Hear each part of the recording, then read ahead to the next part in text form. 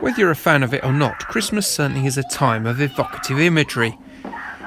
Be it opening presents on Christmas morning, the family arranging themselves around the table for the annual pan-generational argument about Brexit in shite paper crowns, or a tree corpse thrown in a living room covered in undignified frippery, or even snow falling from the sky on Christmas Day, despite that actually happening in England about as frequently as hearing Gary Glitter's Rock and Roll Christmas on the radio.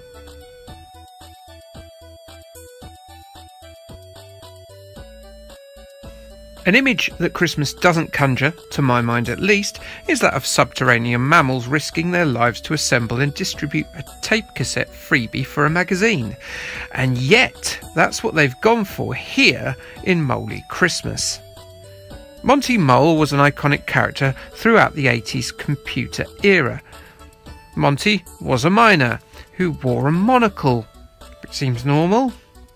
I would imagine wearing a monocle was unusual for working class 80s miners, and probably saw him getting wedgies and Chinese burns in the dimly lit shafts of Yorkshire from his co-workers, when of course they weren't indulging themselves in a relaxing bout of black-lunged coughing.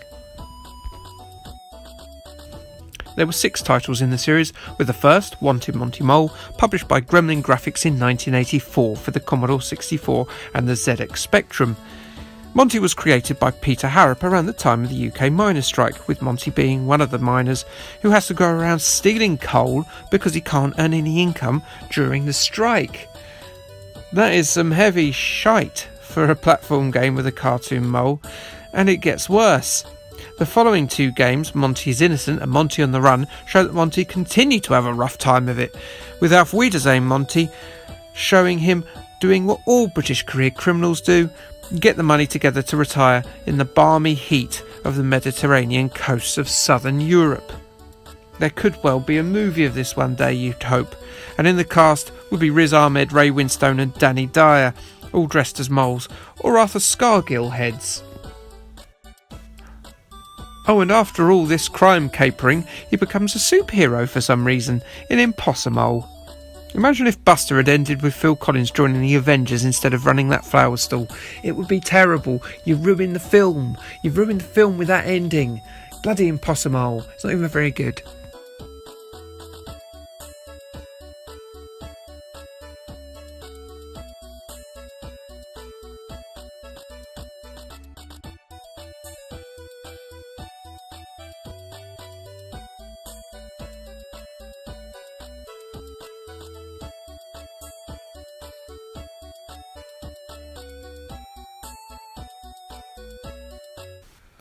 Somewhere in this epic life story of grime and crime, Monty got a normal job assembling code and then arranging for the distribution of a video game for the December 1987 edition of Your Sinclair. It's a video game of him assembling code and then arranging for the distribution of a free video game for the December 1987 edition of Your Sinclair. Very meta. If that doesn't give the monocled worm chewer the biggest existential crisis of all time, I don't know what will. And that is what we've got here. It's a very unseasonal Christmas title, I'll give you that. And it's more of a little gift collaboration between Your Sinclair and Gremlin Graphics, and as a result, it's probably the most famous free cover tape of the Your Sinclair era.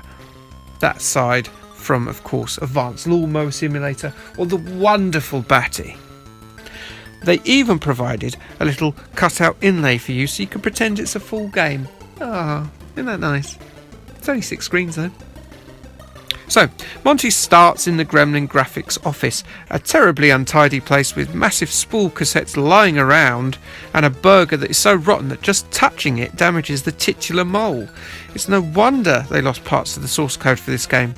In this place, the messy bastards.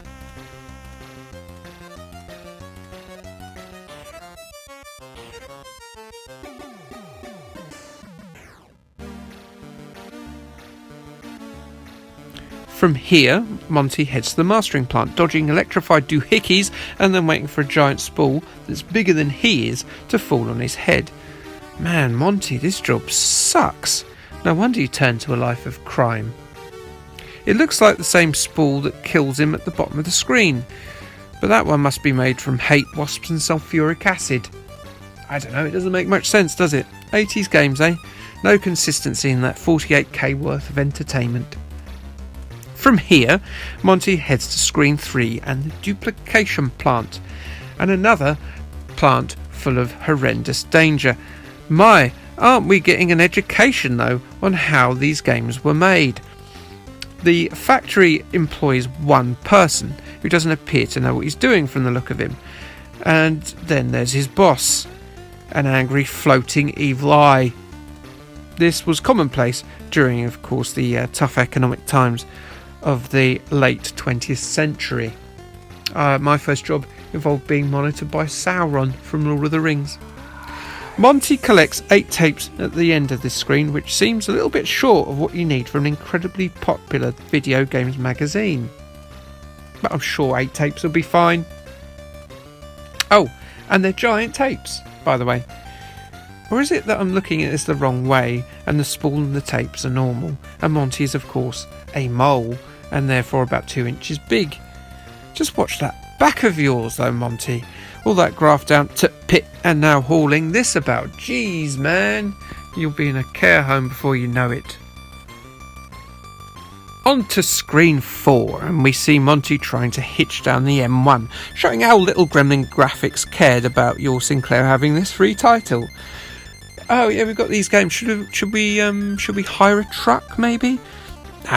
Just hire an inch-long subterranean mammal to haul the tapes down the hard shoulder of one of Britain's busiest motorways on his back. It'll be fine.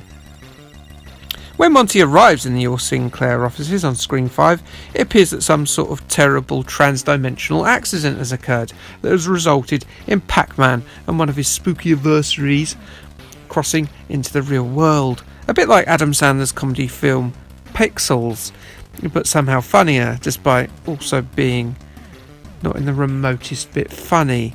But at least it's not pretending to be Adam Sandler. So there. After grabbing a stack of Your Sinclairs, Monty is then charged with taking them to the local newsagent, which now makes me think that Gremlin had hired many moles to do the same thing as Monty has over the last 6 screens for every newsagent in the land, which is a wonderful mental image.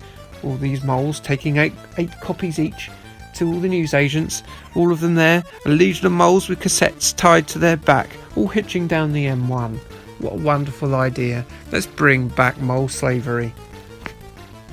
Deliver the goods, finish the game, and you get the most festive thing we've seen. A Christmas message from Monty himself, a lovely flickery Christmas tree, a scrolling advert for Gremlin Graphics 1987 releases, and a beardless Santa who would imagine is game designer Peter Harrop there playing Santa cosplay. I think it was his last thing he did for Gremlin Graphics 2. There was also a competition for the first person who could prove they finished the game if they wrote into Your Sinclair, and they could have won 15 games. Wow, give it a go. They might still be sat there patient in the office 31 years later with copies of Peter Shilton's Handball Maradona or Master Universe the movie The Game. You never know. Give it a go. Call them up. They're not going to be there.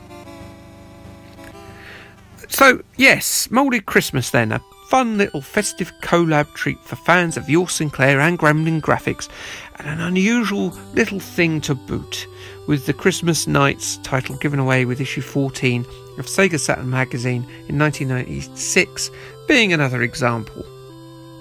It's a pleasantly playable little exclusive slice of one of the system's better loved characters. Nothing's too mind-blowing about Moley Christmas, but it's the thought that counts.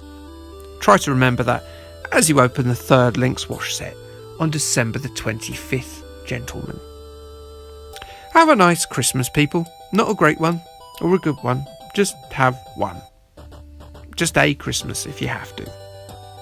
It'll probably be awful, we all know it. I'll be dissecting Christmas songs, and there'll be more games in the new year. Maybe even back to my roots with another wrestling game. We shall see. Okay, thanks, bye.